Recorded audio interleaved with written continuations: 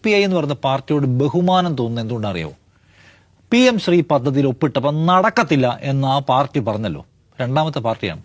UDF ഒരു രണ്ടാമത്തെ പാർട്ടിയുണ്ട്, മുസ്ലിം league. CPI അന്ന് പറഞ്ഞ ഭാഷയുടെ പാതിയിൽ PMCയുടെ കാര്യത്തിൽ നിലപാട് വേണമെന്ന് പറയാൻ ഈ KM ഷാജിക്കും കുഞ്ഞാലിക്കുട്ടിക്കും പറ്റിയിട്ടുണ്ടോ? ഷംസുദ്ദീനെ പറ്റിയിട്ടുണ്ടോ? നമുക്ക് ബിനോയ് വിശ്വത്തെക്കുറിച്ചും CPIയെക്കുറിച്ചും അല്ലെങ്കിൽ ആ പാർട്ടിക്കകത്തുള്ള ആൾക്കാരെക്കുറിച്ചും പലതരം വിമർശനമുള്ള ആൾക്കാരുണ്ടാവും. പക്ഷെ ആ പാർട്ടി അഡമൻ പൊസിഷൻ എടുത്തു. PM ശ്രീ നടക്കത്തില്ല. കത്ത് കൊടുത്തതിന്റെ കാര്യം അതുകൊണ്ടാണ്.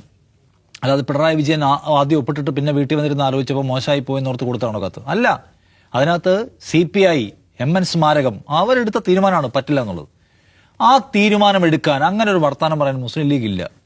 മുസ്ലിം ലീഗ് കുറച്ചുകൂടെ ഉറക്കെ പറയേണ്ട പാർട്ടിയാണല്ലോ. അവർ അത്രയും ബഹളം പുറത്തുണ്ടാക്കിയവരാണ്.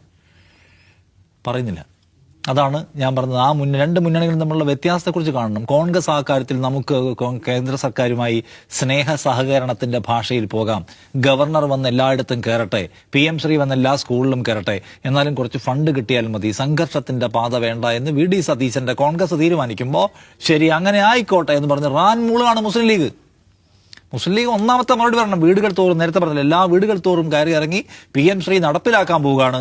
PM ശ്രീ നടപ്പിലാക്കാൻ പോകുമ്പോൾ ഏതൊക്കെ ഭാഷ പഠിക്കാൻ പറ്റില്ല, അറബിക്ക് പഠിക്കാൻ പറ്റില്ല, ഇസ്ലാമിക് ഹിസ്റ്ററി പഠിക്കാൻ പറ്റില്ല, എല്ലാം തൂത്തെറിയാൻ പോവുകയാണ്.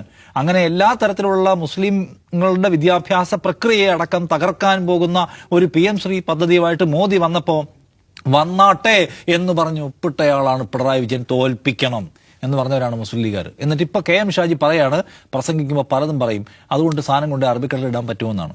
ഇതിന് രാഷ്ട്രീയ വഞ്ചന എന്നാണ് ഇതിന് പറയുക. രാഷ്ട്രീയ ഉറപ്പില്ലായ്മ എന്നാണ് ഇതിന് പറയുക. അപ്പോൾ നിങ്ങളെ കൊണ്ട് പറ്റാത്ത വർത്താനം പറയരുത്. നിങ്ങളെ കൊണ്ട് പറ്റാത്ത ഒരു കാര്യമാണ് രാഷ്ട്രീയം പറച്ചിൽ.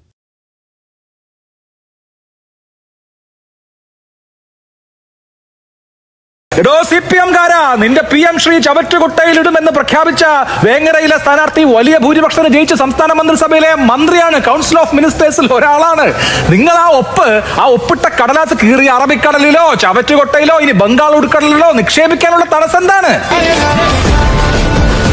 നിങ്ങൾ എനിക്ക് വോട്ട് തന്നു ജയിപ്പിച്ചാൽ, ഈ സർക്കാർ അധികാരത്തിൽ വന്നാൽ ഗാന്ധിജിയെ തള്ളിപ്പറയുന്ന, നെഹ്റുവിനെ താഴെ ഇറക്കുന്ന ആ പാഠപുസ്തകങ്ങളിലേക്ക് നെഹ്റു കയറി വരും, ഗാന്ധിജി കയറി വരും. CPM-കാരാ, RSS-ഉം നിങ്ങളും തമ്മിൽ ഡീലുണ്ടാക്കിയ PM ശ്രീ എന്ന പദ്ധതി വലിച്ചു ചവറ്റുകൊട്ടയിലേക്ക് ഞങ്ങൾ എറിയും. അറബിക്കടലിൽ മുസല്ലയിട്ട് നിസ്കരിച്ചാലും RSS-ഉമായിട്ട് ഞങ്ങൾ സന്ധി ചെയ്യില്ല എന്ന് പ്രഖ്യാപിച്ച നേതാവിന്റെ അണികൾ RSS ആരുടെ ഈ NEP-യുടെ അടിയിൽ ആ താമ്രപത്രത്തിൽ ഒപ്പിടാൻ പോവാണെന്ന് പറഞ്ഞാൽ പിന്നെ എന്ത് പൊളിറ്റിക്സ് ആണ് നിങ്ങൾക്ക് മുമ്പോട്ട് വെക്കാനുള്ളത്? UDF അധികാരത്തിലെത്തിയാൽ PM ശ്രീയുടെ കാര്യത്തിൽ എന്ത് നിലപാടെടുക്കും എന്നാണ് അന്ന് പ്രതിപക്ഷ നേതാവായിരുന്ന ഇപ്പോഴത്തെ മുഖ്യമന്ത്രി പറഞ്ഞത് എന്ന് കേൾക്കാം. അല്ല, നമ്മൾ ആലോചിക്കും, നമ്മൾ ഇതിന്റെ എതിർപ്പ് അറിയിക്കും, ഈ പരിപാടി നടപ്പാക്കില്ലെന്ന് അറിയിക്കും. ഉറപ്പായിട്ടും അത് കോൺഗ്രസ് സ്റ്റാൻഡാണ്, ഞങ്ങൾക്കത് ചെയ്യാൻ പറ്റില്ല. ശ്രീ ജിൻഡോ, അത് കോൺഗ്രസിന്റെ സ്റ്റാൻഡാണ്, ഞങ്ങൾക്കതേ ചെയ്യാൻ പറ്റൂ.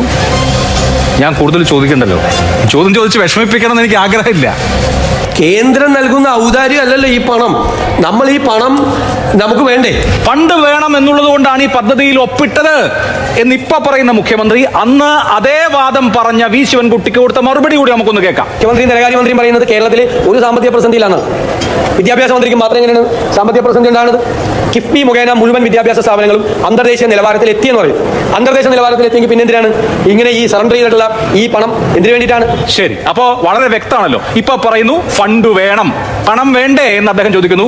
അദ്ദേഹം 6 മാസം മുമ്പ് ചോദിച്ചെന്താ, സറണ്ടർ ചെയ്തിട്ട് എന്തിനാ നിങ്ങൾ പണം വാങ്ങുന്നത്? എല്ലാം അന്താരാഷ്ട്ര നിലവാരത്തിലല്ലേ, പിന്നെ സറണ്ടർ ചെയ്തിട്ട് എന്തിന് പണം വാങ്ങണം എന്നാണ്. അപ്പൊ അന്ന് ചോദിച്ചു എന്തിന് പണം വേണമെന്ന്, ഇന്ന് പറയുന്നു പണം അനിവാര്യമാണ് എന്നുള്ളത്. കേൾക്കുന്ന ആളുകൾക്ക് മനസ്സിലാവും, ഒരുപാട് വ്യാഖ്യാനത്തിന് അടിസ്ഥാനത്തിൽ mother of all U turns എന്ന് നമുക്ക് ഇതിനെ പറയാം. Mother of all U turns അന്ന് പറഞ്ഞത് നേരെ നിങ്ങൾ തിരിച്ചു വെക്കാണ്. കമ്മിറ്റഡ് ആയി പോയില്ലെന്ന് PK കുഞ്ഞാലിക്കുട്ടി പറയുന്നത് കേരളം കേൾക്കാണ്. അന്ന് അവർ പറഞ്ഞത് തിരുത്തി പറയുന്നെങ്കിൽ നിങ്ങൾ അതിനേക്കാൾ വലിയ യു ടേൺ നടത്തുകയാണ്. ശിബു മീരാൻ, സീതാറാം യെച്ചൂരി ഉണ്ടായിരുന്നെങ്കിൽ ഈ നിലപാട് എടുക്കുമായിരുന്നോ എന്ന് ചോദിച്ചു. അപ്പോൾ അതേ ചോദ്യം അവരോടും പ്രസക്തമായി ചോദിക്കേണ്ടതുണ്ട്. രാഹുൽ ഗാന്ധി ഇല്ലേ? രാഹുൽ ഗാന്ധി ഈ നിലപാടെടുക്കുന്ന ആളാണോ? കോൺഗ്രസിന്റെ ദേശീയ നേതൃത്വം ഈ നിലപാടിന് കൂട്ടുനിൽക്കുന്ന ദേശീയ നേതൃത്വമാണോ എന്ന ചോദ്യം സംഗതമാണ്.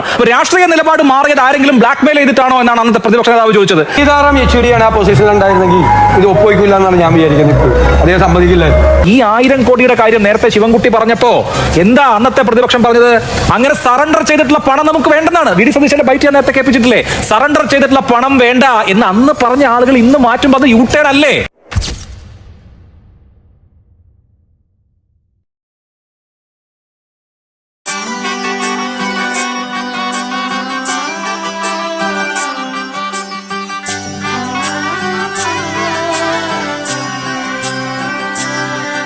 ഇവളണിയും പൊന്നല്ലേ കനവുണരും ദിനമല്ലേ മുഞ്ചത്തി പെണ്ണിൻ നിൻ മനം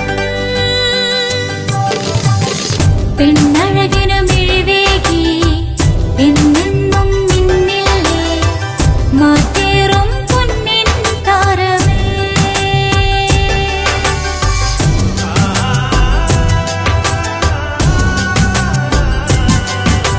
സിറ്റി ഗോൾഡിൻ സ്വർണ്ണനിലാവല്ലേ City Gold, Golden Diamonds.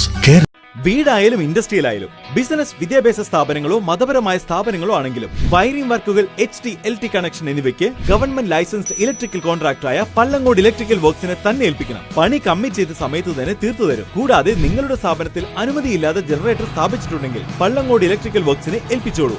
എല്ലാവിധ പേപ്പർ വർക്കുകൾ സഹിതം ഉത്തരവാദിത്തത്തോടെ തന്നെ വർക്ക് പൂർത്തിയാക്കാം. കോൺടാക്ട് ചെയ്യൂ 9496 200 200 9497 500 600.